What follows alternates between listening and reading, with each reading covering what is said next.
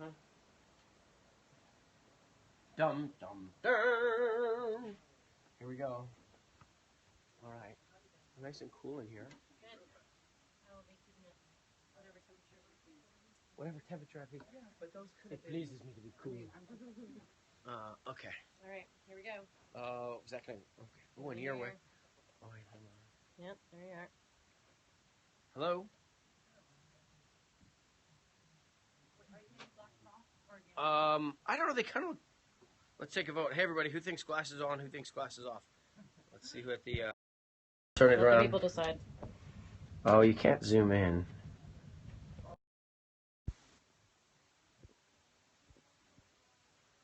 Huh. Chat. Did I ask her about instantly ageless? Art of listening. Either works 33 people. All right, who wants me to keep this thing on while as we're going? Would you grab one of those apple boxes, pretty please? Sure thing. Thank you. I'll put it here, an apple box. That's an apple box. All right, and we'll have a. Let's take this thing here. Oh, I love this. That's brilliantly improvised. This is a genius. I'm about to Periscope and show you guys how he just rigged his Periscope. Okay. That's amazing. That's right. But I wonder if maybe it's more interesting for them to see. The rolling of the. Yeah. They're actually, you're not going to see feedback on the monitor, so you will just be seeing your face. We don't have feedback. But like for them to see, let me see what it looks like there.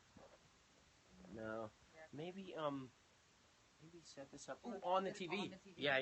See if you Yeah, can and do that also will be better because it'll be away from the IFP, because there may be interference. All right, Oh, guys. really? Sorry, hold on. Let's see how I can do this. As long as is the ringtone everything off? Okay, are you on? Yeah, turn off. Thank you. Silent. Yeah, that's just my only concern is just if it makes any noises. There you go. That's good. Okay. San Antonio Kiko. Okay. Are we keeping glasses? It kind of looks good, right? Yeah, they don't bother me. Yeah, I want to clean up the If I take them off. area. Yeah, let's leave them off. Leave one? Okay. Thank you. No problem. Okay, we're clearing studio. Thanks, guys. Going up. Sean, your picture's going up. Taking that out of the frame. Going up on the satellite. Yep, going up.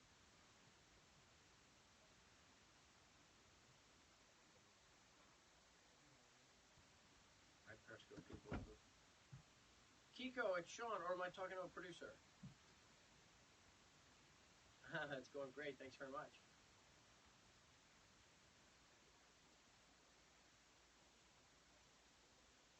Yeah.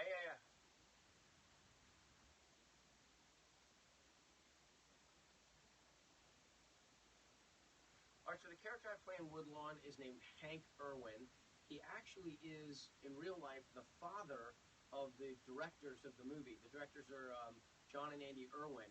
And they made this movie as a tribute to their father because he told them this story when they were children growing up. So he became a state senator in Alabama. He had a talk show for years. But during the time that the movie is depicting, he was a chaplain.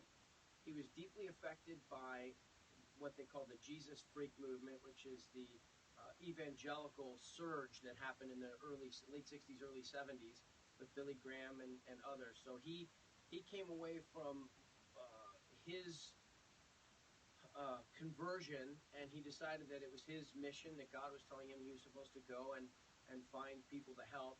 And he would go, in this movie, he goes to Woodlawn High School, and he wants to speak with the students, the football team in particular, who are having a really terrible time of integration, and he brings his message of Christ to them, and they all respond really well. And the scenes that we did were historically accurate. I talked to people from kind of all sides of it, and they all explained the same story. So, and it was controversial that they had the experience that they did because it's a public school, and there's not supposed to be religion in public schools. But at the same time, there was nothing in place. There was no system in place to help the students learn how to bridge a lot of the conflict and racial animus that they had with each other.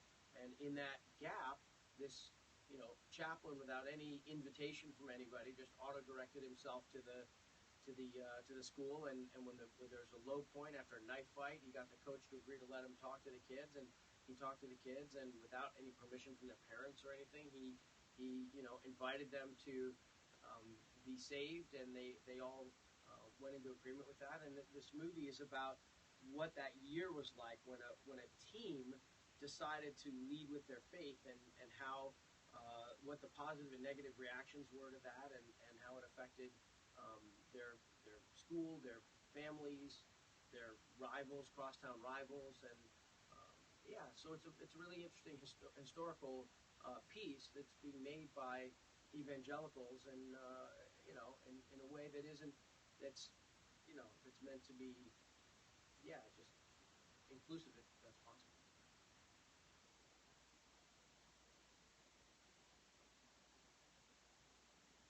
It didn't fly. Hank going into the school and promoting his evangelical Christianity didn't fly that day. It certainly wouldn't fly today either, except that nothing was working for these people. These people were suffering. There was violence going on, and nobody was doing anything about it. So, like it or hate it, feel that it's constitutional or kind of against the idea of the separation of church and state. In this particular case, it is undeniable that it worked for them. For them, the movie. I don't think the movie necessarily. For my part, it's not about imposing a worldview on the movie-going public, but these filmmakers are sharing their experience, and the fact is that in the so-called Christian film space, filmmakers are getting to be pretty effective at using the medium to get across their worldview. And as a professional actor, I'm more than happy to evaluate any part that comes across to me and say, this is an atheist piece, this is a horror film, or this is any genre. My mind is open to all of them, including to Christian film. This is the fourth one that I've done. The filmmakers keep coming to me because they like the essence of me, and they think that I bring a certain credibility to what I'm doing, and I really commit to the parts when I do them. And I'm not afraid to do a movie or a part that perpetuates a worldview if I think that there's value to it and merit to it. And that would be true for a Muslim film, a Jewish film, an atheist film. That's fine. In this particular case, I think these Christians have a take on the world that is really noble and good, and so I'm proud to be a part of their project. Fourth.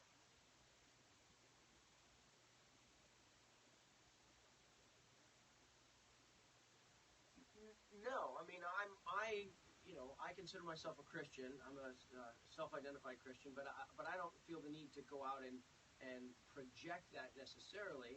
I'm an actor, and I'm willing to do all kinds of parts that may or may not go against Christian teachings. My responsibility is to my craft as an actor. But I think the filmmakers that I've worked with, the Christian filmmakers, the stories they're choosing to tell are interesting. They're, Amazing Grace, Amazing Love was about the story of Hosea, which had to do with selflessness and forgiveness and fidelity and stuff. And I just thought that the way the story was told was really compelling. So, and I like the idea of playing that minister. Do You Believe that came out recently. I play a non-believer who is very skeptical. He's a surgeon and a doctor, and he doesn't. He is exposed to a miracle, and he doesn't really, he's forced to question his own thinking for a minute, but he doesn't ultimately convert. So I thought there was a nuance to that was interesting. The fact is that the most meaningful films come from people who have something to say. So some of my favorite filmmakers, David Lean, Richard Attenborough, who did Gandhi, these people have a worldview that they're propagating, and it's pretty interesting to me that that Christian films are speaking to an audience that has felt totally underrepresented, even though Christianity is the dominant religion in the country. People have felt like when Christian movies are made or Christian TV shows that they're not very good, production value, and the storytelling is kind of ham-handed and like that. But now there's a generation of filmmakers coming up who are heir to lots of, to a multitude of disciplines and faiths and everything. And when they're ready to tell their stories, they're pretty good at it.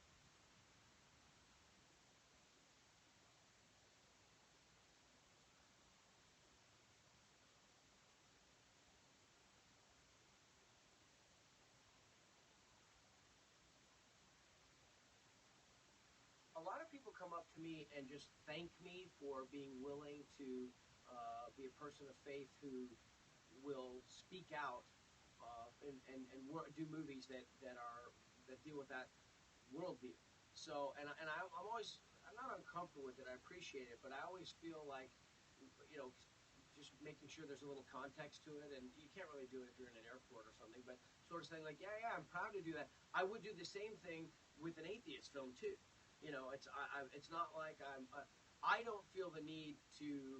I don't feel called by God to preach the gospel. I am not an expert on the gospel. I've read the Bible a couple times, cover to cover, in school at UCLA. I understand certain things. Mostly, I don't understand what I'm looking at.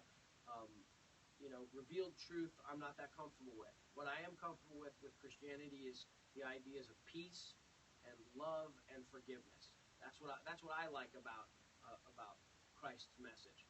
The rest of it is I leave for other people. If people do come to me and ask me what I think about you asked about school prayer, I'm willing to give my thoughts about it because I love politics, I love religion, I love government, I love being invested in what goes on with human relations. My personal feeling about school prayer is that it may not be appropriate for people to be subjected to a worldview that they don't necessarily subscribe to. So I think there must be real sensitivity. At the same time, I love the power of prayer, and I think there's real value to it. So it's a complex situation, and I think it's certainly up for discussion. Maybe there's space that can be carved out in a public place for that, but it gets pretty complicated. I think sometimes a secular education is a really smart way in a multicultural, multi-faith, poly whatever culture to exist. So, but this movie says that in the absence of prayer in this particular public school of Woodlawn in 1973, there was violence. So, and the administration that does not want them to preach that is coming from an antagonistic point of view. So, and that's the movie, and that's the history, and that's what they wanted to tell. So I think that we are, however many 35 years later or whatever, 42 years, I can't do the math, whatever, 40 some odd years later, we have a slightly more sophisticated and slightly more tolerant environment if people, have the conversation the right way. Some people just don't know how to be thoughtful or mindful or to receive opinions that are different from them. But anyway, that's the movie itself is an amazing piece of history, and it's an amazing piece of evangelism that, for my mind, is not threatening. It's not threatening. You can watch this movie and see how this evangelism is working and think, oh, that's really interesting, or oh, that's ridiculous, or whatever. But the movie is, to me, it's compelling. We exist in a time in a civil rights space where with Ferguson and Baltimore and other places around the country where the issues are not settled yet. And so, and there are no prescriptions that are being offered that are inclusive, comprehensive, effective. So you have to try and say what works, what can work. And this movie offers one particular way of getting at it, which is to have a strong Christian worldview. So I think I found it absolutely fascinating. I learned from it, and I found myself much more tolerant of evangelicals. When I was growing up, I had a very negative feeling about that kind of preaching, and mostly it was because I was used to a televangelist, and I didn't like the kind of commercialization of it. I didn't like there seemed to be like racial insensitivity going on. I don't okay, Kiko, they are telling me that we got to wrap up now, but I appreciate the thoughtful questions. No, they just give me the wrap up because they got another. The bird is up and they got the next city. Yeah, yeah, man. Wish we could go longer. Thanks so much. Yeah. Going live right in.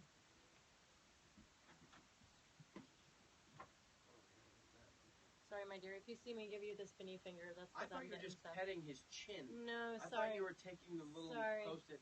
Will you check and see how many people are still looking on that thing? That periscope's awesome. I can make sure that your shirt's straight. 27. All right, here, we can hand it to me. Yeah. Here, please. Oh, 20 now. Okay. All right, everybody, that's what you get to see. Now, you have to be in the city of choice. I'm going to sign off on this thing. I'll look forward to going back and seeing what people thought of that discussion.